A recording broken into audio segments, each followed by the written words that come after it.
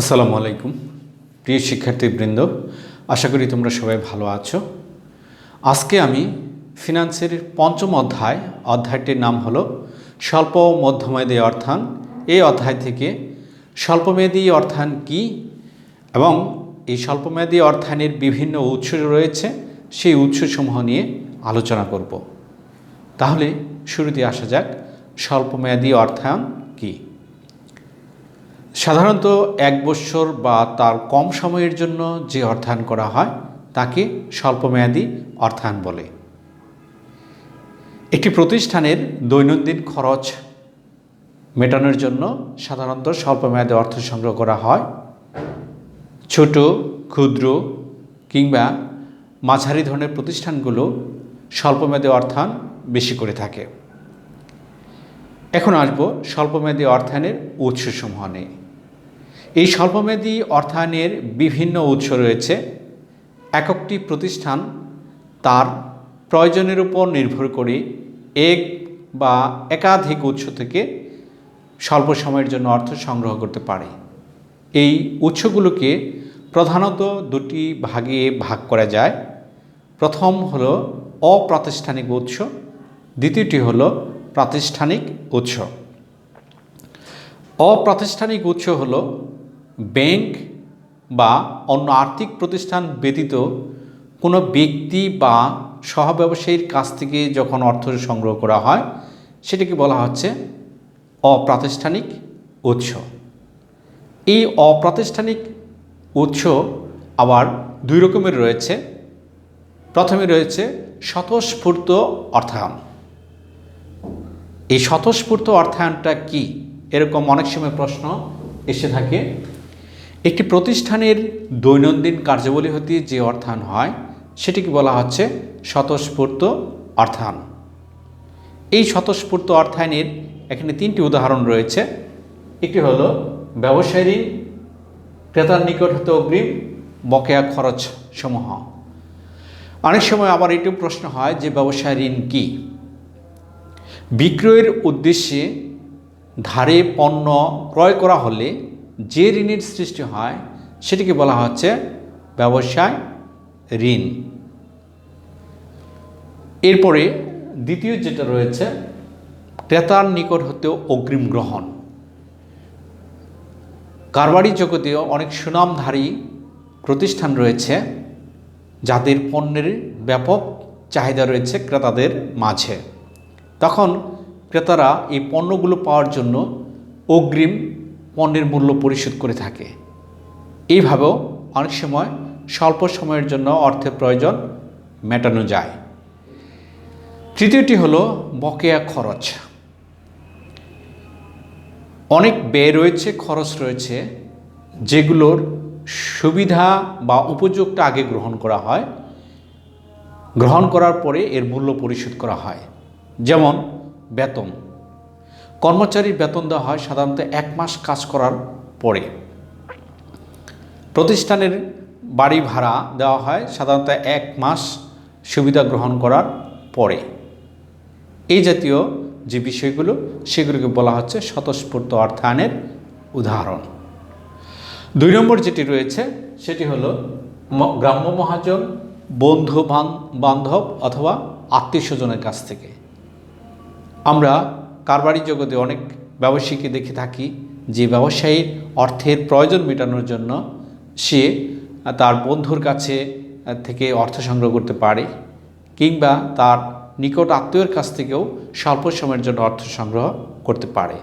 যদি এই দুটি দ্বারা সম্ভব না হয় তখন সে উচ্চ সুদে গ্রাম্য মহাজন অর্থাৎ যারা সুদে টাকা লাগিয়ে থাকে তাদের কাছ থেকে চড়া সুদে বা উচ্চ সুদে টাকা সংগ্রহ করে ব্যবসায়ের চলতি মূলধন অর্থাৎ স্বল্প সময়ের জন্য অর্থ সংগ্রহ করে চলতি মূলধনের অভাব পূরণ করে থাকে বা স্বল্প মেয়াদে যে অর্থায়ন সেটা অভাব পূরণ করে থাকে। এই হলো স্বতঃস্ফূর্ত অর্থায়ন আর গ্রাম্য মহাজন অর্থাৎ অপ্রাতিষ্ঠানিক উৎস। এরপরে রয়েছে প্রাতিষ্ঠানিক উৎস।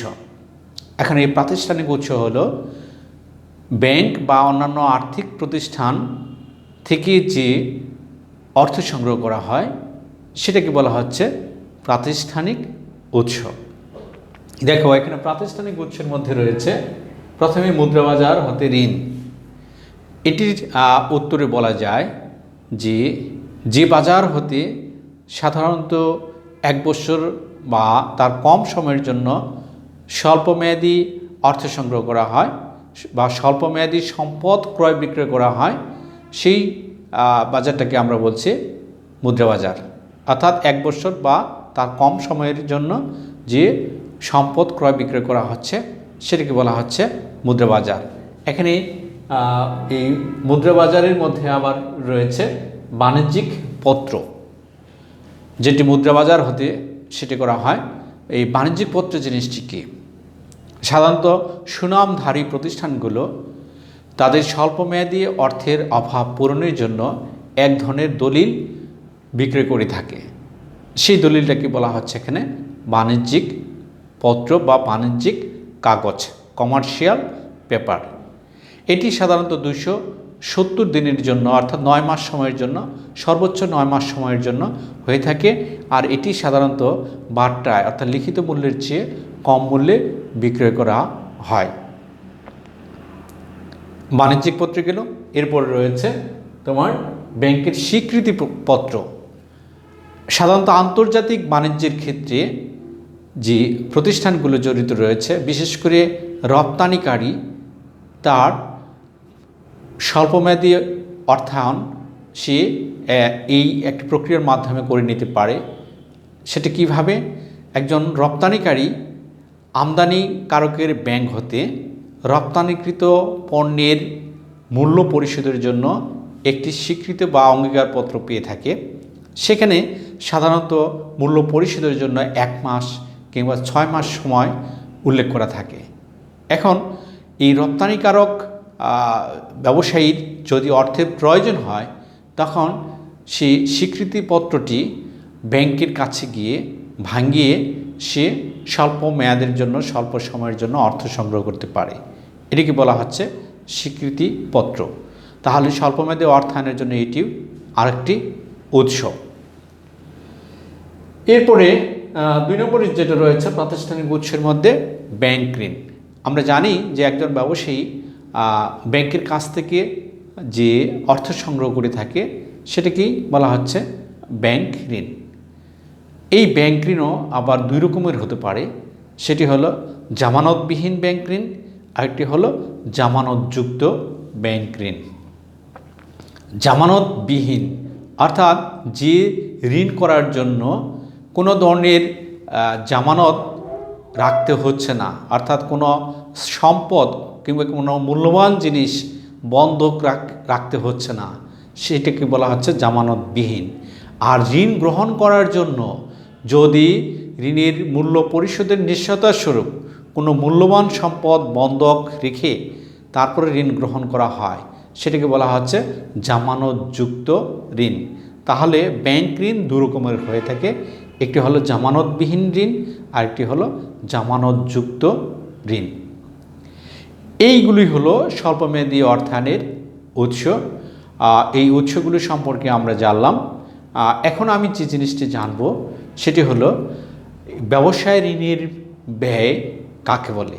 আমরা ব্যবসায় ঋণ সম্পর্কে জেনেছি যে পুনরায় বিক্রয়ের উদ্দেশ্যে ধারে ক্রয় হতে যে ঋণের সৃষ্টি হয় সেটিকে বলে ব্যবসায় ঋণ। এখন কোনো একজন ব্যক্তি যখন ধারে ক্রয় করতেছে তখন সে একটি নির্দিষ্ট সময় প্রথমেই উল্লেখ করে নেয় যে আমি পণ্যটি আপনার কাছ থেকে নিচ্ছি, হয়তো 1 মাস কিংবা 2 মাস কিংবা 3 মাস পরে আপনার মূল্য পরিশোধ করে দেব, পণ্যের মূল্য পরিশোধ করে দেব।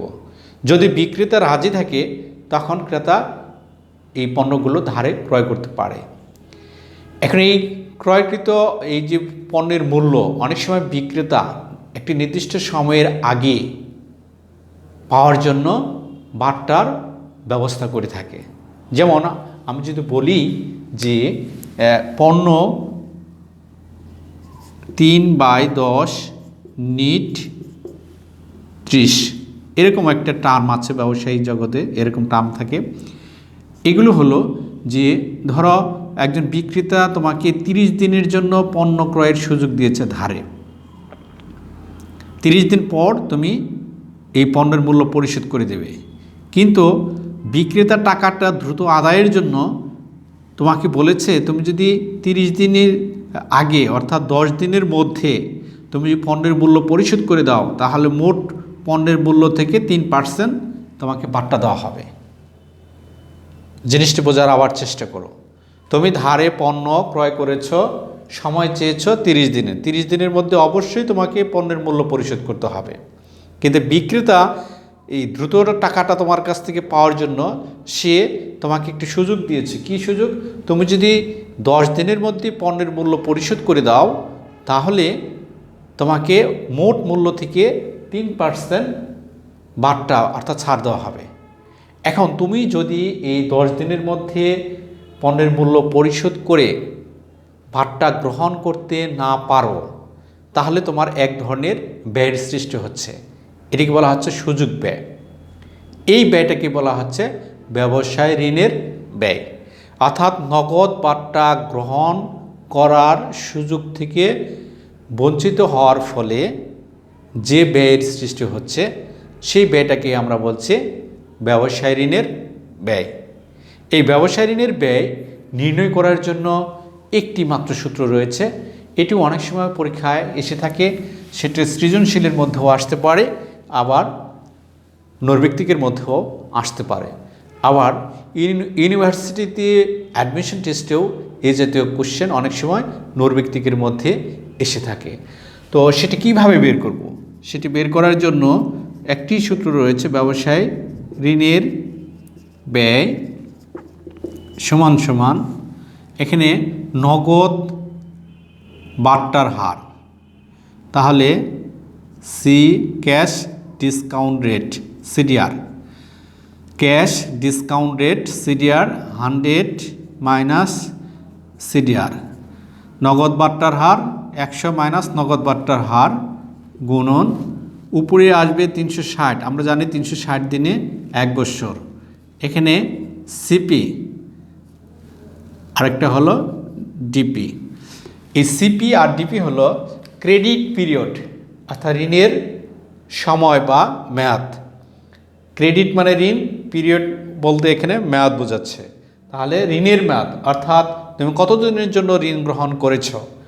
আর ডিপি, ডিপি এখানে অর্থাৎ ডিসকাউন্ট পিরিয়ড, ডিসকাউন্ট ডিতে ডিসকাউন্ট, পিতে পিরিয়ড, অর্থাৎ বাট্টা গ্রহণের মেয়াদ। তাহলে ঋণ পরিশোধের মেয়াদ আর নগদ বাট্টা গ্রহণের মেয়াদ, এই গুণন 100। এটি গেল সূত্র। আমি একটু আগে যে টার্মটি দিয়েছিলাম 3/10 নিট শর্তে আমি প্রশ্ন করতে পারি ব্যবসা নিট 30 শর্তে ব্যবসা ঋণের ব্যয় কত, এটি এই সূত্র দ্বারা আমরা নির্ণয় করে নিতে পারি।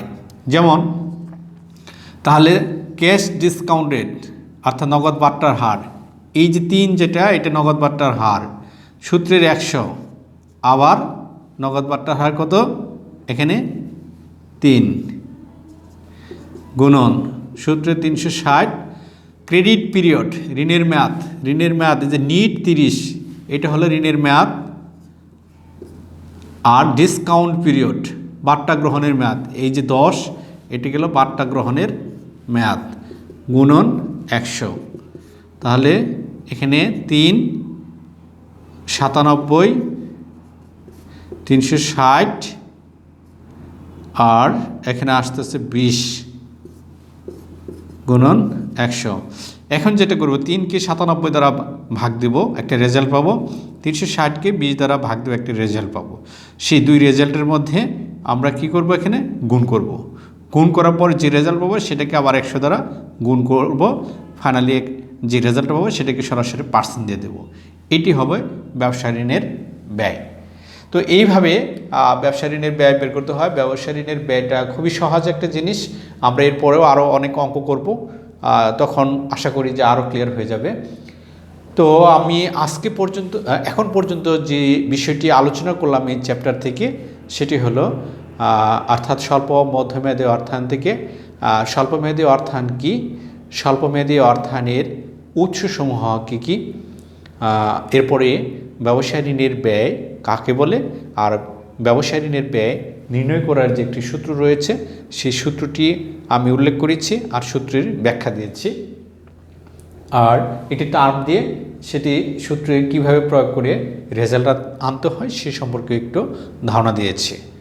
আমি আগামী ক্লাসে এই ব্যবসায় ঋণের ব্যয় কীভাবে নির্ণয় করতে হয়, এই উদ্দীপক তৈরি করে বা বোর্ড পরীক্ষায় যে জাতীয় প্রশ্নগুলো এসে থাকে সেই জাতীয় বিষয়গুলো নিয়ে আলোচনা করব। সে পর্যন্ত তোমরা সবাই ভালো থেকো, সুস্থ থেকো। সবাইকে ধন্যবাদ।